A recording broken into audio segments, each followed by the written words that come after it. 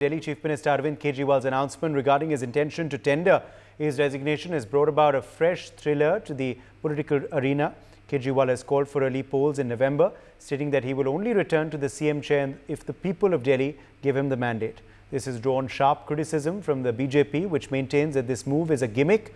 Whatever happens next will be interesting. However, the fresh twist in the AAP versus BJP saga has certainly added to the confusion that is already being faced by the people of the city.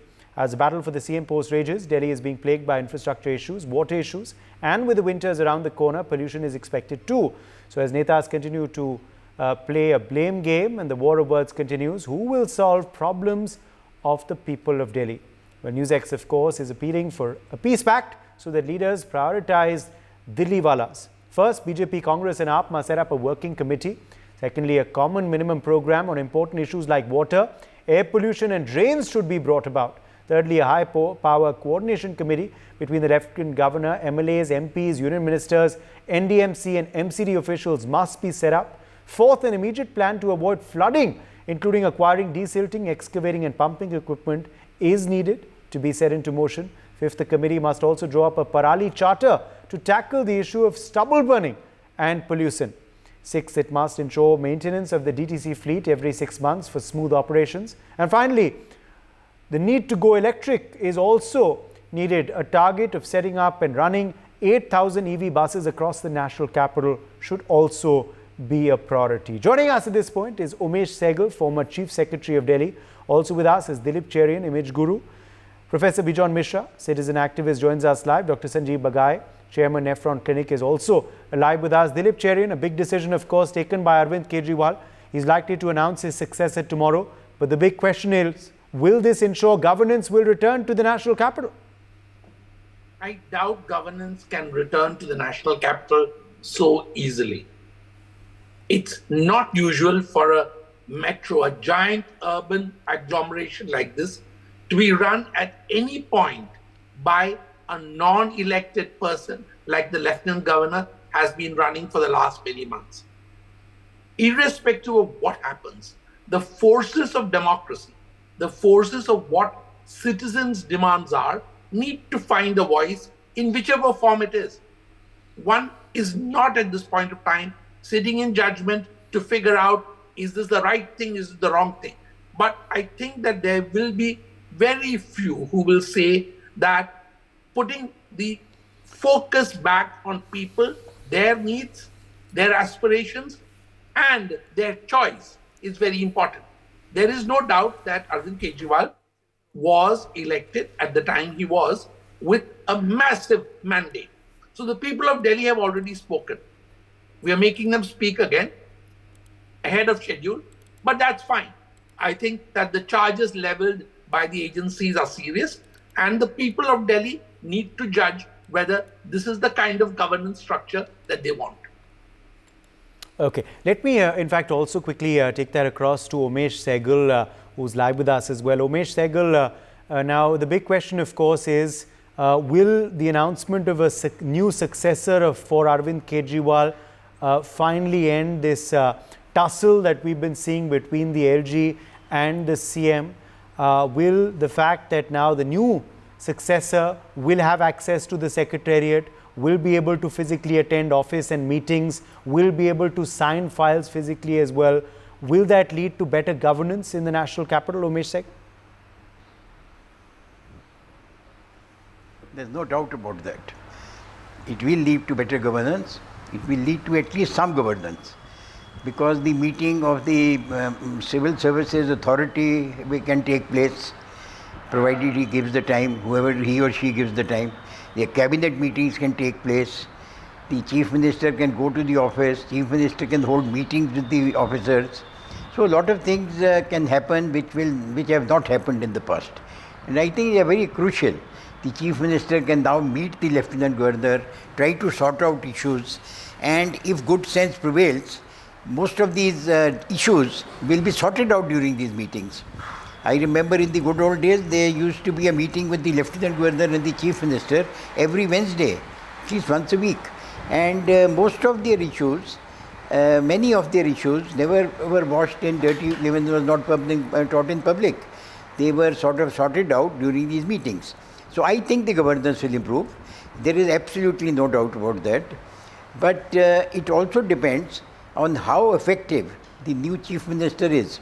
If the new Chief Minister has full mandate of the party and has full mandate from Mr. Kejriwal, I think it will be a huge improvement in the administration of Delhi. I have no doubt about it. As you're saying, the trust deficit needs to improve and needs to come to an end between the LG and the CM. How will that be done? Well, that will only be done from the goodwill of both the people. Whoever becomes the Chief Minister, the Lieutenant Governor is there. They should meet, they should decide issues over meetings rather than in press notes. Press notes should end. Beating the bureaucracy in public should end.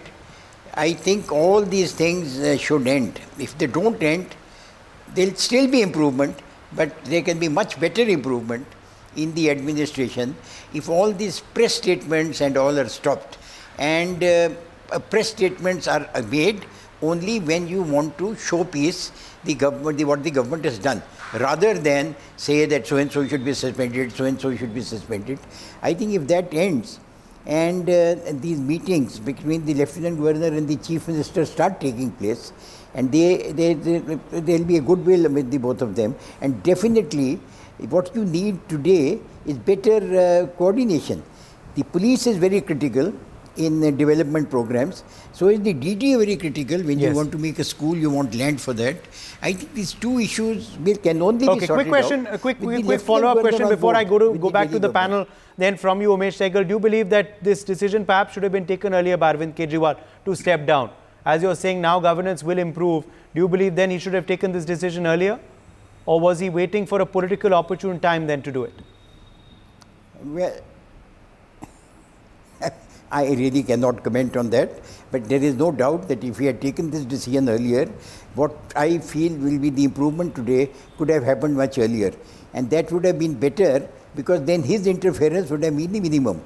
Now, I think the new Chief Minister will have to look up to him.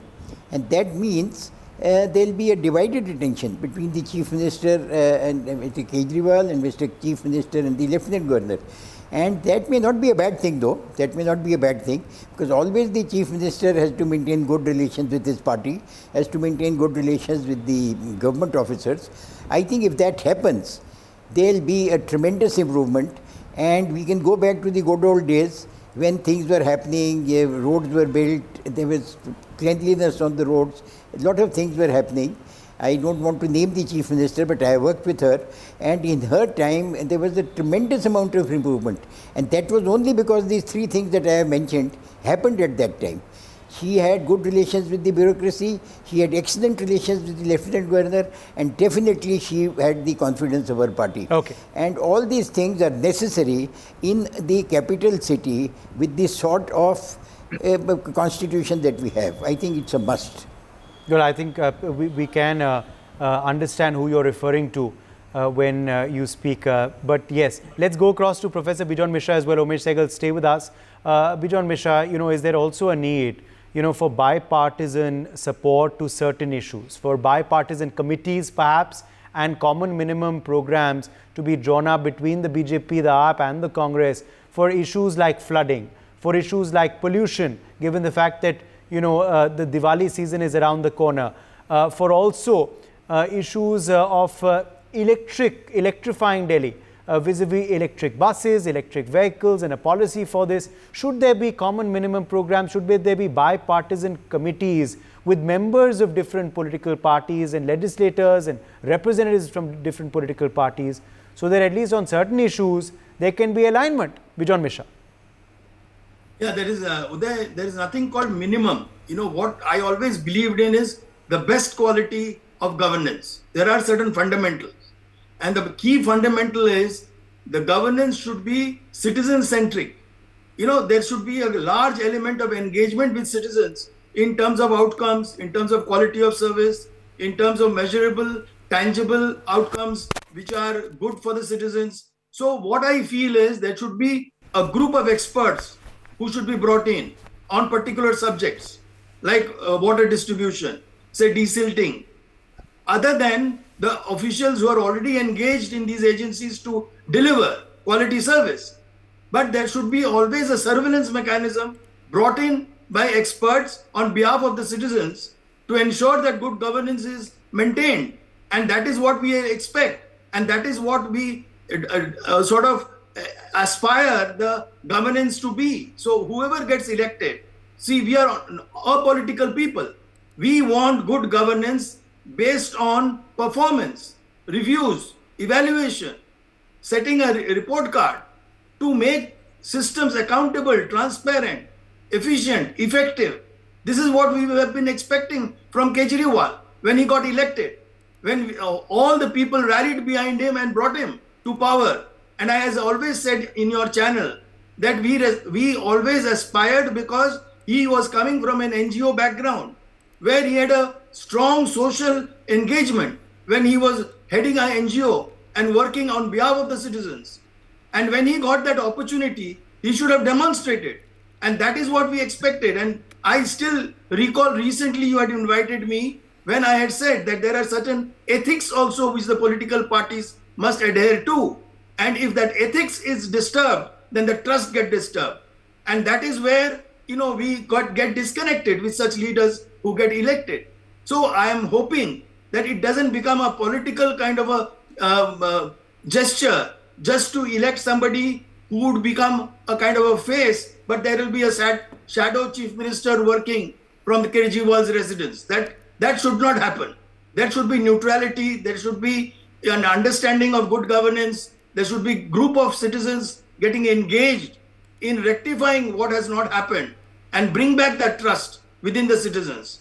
So we are all hoping that such people will get elected by the elected representatives. Are you hoping for that to happen in the days ahead, in this tenure, given the fact that a new successor is being announced tomorrow? I doubt. I go with Dilip, what he mentioned. I doubt because, I'm not expecting heavens to fall, and I don't expect, that there would be a great change. Because I am smelling that it is all a political kind of a gimmick which is going to take place, but we are hopeful. See, we citizens are always hopeful.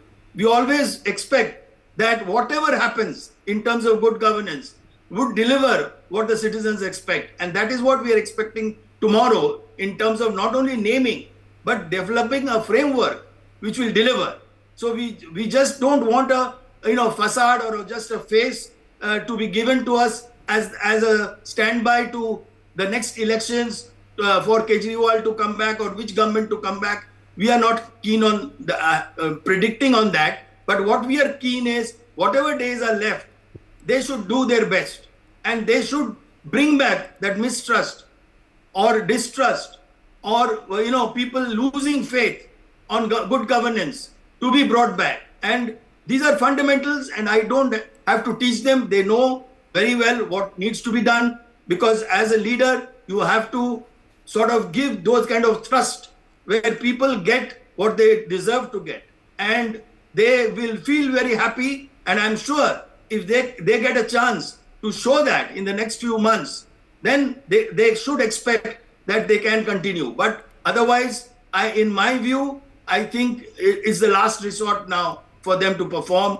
And I am very hopeful that Delhi should come back to that place which Umeshji was mentioning, when we had tall leaders who were constantly engaging with citizens, with bureaucrats, with the lieutenant governor, and bringing change, bringing differences, like the unbundling of the electricity in our Delhi, where private sector came in, brought in changes, reduced the theft from 65% to 15%. All those things which go in good governance. Those are the areas where people have to look at in terms of affordability.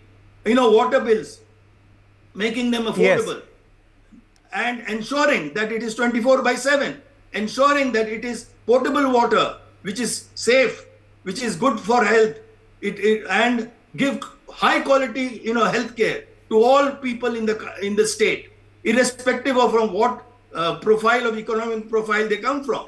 My contention is we want fairness in terms of governance. We want effective governance. Okay. We want efficient governance. Okay. which is transparent All and right. accountable. Let me take that to Dr. Sanjeev Bagai as well for his take and perspective. Dr. Bagai, of course, a new successor likely to be announced in the next 24 hours.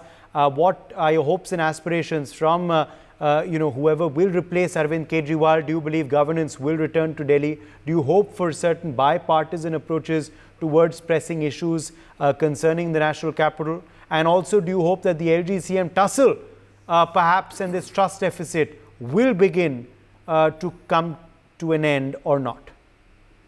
Good evening, everyone.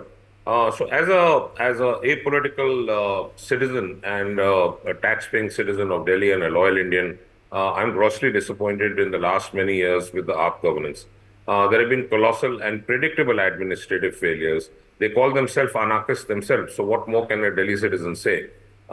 This continuous antagonism and friction, either with the LG or with the central government, is just exacerbated the suffering of Delhiites.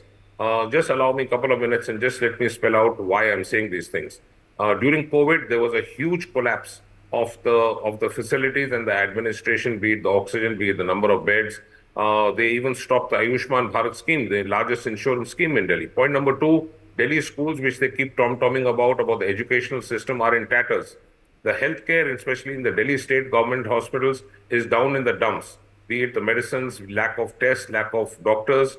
There are mohalla clinics, forged and fabricated reports. That was reported in the news a couple of months back. Point number four, it's a luxury to get water. If you get water, it's contaminated. It's not acceptable. Point number five, pollution is exactly 1 month away. It's a predictable event which hurts Delhiites, and we are dying early. High risk of morbidity and mortality. Nothing has been done. When Punjab was with another state government, they blamed Punjab. Now they have Punjab. Now who are they going to blame again? Point number six is the public transport has not improved in Delhi in the last 5 years. 7, the waste disposal and the MCD governance is down in the gutter. You can't have waste dumps opened, house, and this garbage all over the city. This is going to hurt us, and so is the plastic pollution going to hurt us. The electricity supply is in huge error. Point number 8, the roads are in a mess, the infrastructure in a mess. We don't need the sharab ghotalas. We need good governance. The civic status, the health of the city, the water logging, houses are gutted, cars are gutted. People's life saving has been gone in these rains. The drains are not desilted. Where are the MCD workers working on this? There's a huge trust deficit because of all the above, and more importantly, at the height of COVID, this gentleman spent more than 50 crores to get his house renovated. The Sheesh Mahal was renovated at the cost of Delhi citizens' money. Unacceptable. During the Delta wave, at the height and the peak of the second wave in Delhi, Delhi could have bought more than 800 high-end ventilators and saved hundreds of lives. Point number 13, the corruption. I'm not saying this, the Delhi courts have said it, the Supreme Court have said it. The health minister, the deputy chief minister, and the chief minister have all been frequent visitors to jail. Is this governance? We need ethics, transparency, and results. The PWD scam. And lastly, point number 15, this gentleman has spent hundreds of crores in trying to become an advertisement guru. We need him or anyone else in his party to deliver results. And the lady's name, which was not said, and I'm very much pro the central government because they're doing a good job, I still maintain the fact that the one amongst the best chief ministers India has had was Mrs. Sheila Dikshit, late Mrs. Sheila Dikshit. She did good work. It's irrespective of which party you belong to. We need results, we need governance. We don't want cross subsidies and money being spent by giving freebies. We need results. We need good infrastructure. We need actual education for the poor children. We need good health care. Above all, we don't need drama. We don't need name calling. Antagonism with the state government and with the central government and the LG is destroying Delhi. Our government should realize this. I have nothing personally against them. I'm a Delhiite. I want a good city to live in because that's my right to ask for. Over to you. Yes, Umesh Sehgal, let me quickly come back across to you before I go to Dilip Cherian as well. Umesh Sehgal, according to you, you've seen, of course, how bureaucracy functions very, very closely. You were yourself former Chief Secretary of Delhi. Do you believe that bureaucracy has been affected by this constant tussle between the CM and the LG, and also between the centre and the Delhi government as well. Has that also affected governance because of this tough tussle with, which has affected bureaucracy as well, perhaps, in your opinion? There is no doubt about that. It has affected the bureaucracy, because apart from the things that you are saying, other things have happened. You make open statements against the Chief Secretary. You ask the Chief Secretary to be suspended. You have asked for the Home Secretary to be suspended. There is a case filed by the ex-Chief Secretary against the Chief Minister for being assaulted in his house. Now, if in a situation like this, how do you expect to have good relations with the bureaucracy? You cannot have good relations. Now, and they do not have, and it is unfortunate, they do not have good relations. And the result is that the LG becomes the umpire. He becomes the umpire, he becomes the last refuge of the bureaucracy, and he has been protecting them, and he has been safeguarding their rights. I think the state government, the political government forgets that there is an Article 311 in the Constitution. You cannot remove the bureaucrats at your whim and will. Okay. And there are Supreme Court rulings which say that you must, in key posts, you must give people time. They have to work. So bureaucrats have been affected adversely because of these moves. Fair enough, Mr. Sehgal. We are running out of time. Dilip Cherian, I'll give you the last word on what the road ahead is looking like. I think the road ahead will depend a lot on what the guys above decide. Please understand that Delhi is unfortunately not a full state in its own right. So the dependence on the central government is continuing to be an issue. It does not matter. You cannot have whichever state you want. You cannot have somebody looking over your shoulders and deciding things for you. You cannot have half a democracy. The problem is that we need to restructure all this on the guise of wanting to take care of law and order in a very small part of a very large city-state. We are messing things up. Yes. And I think we need to recognize that the citizens are exasperated.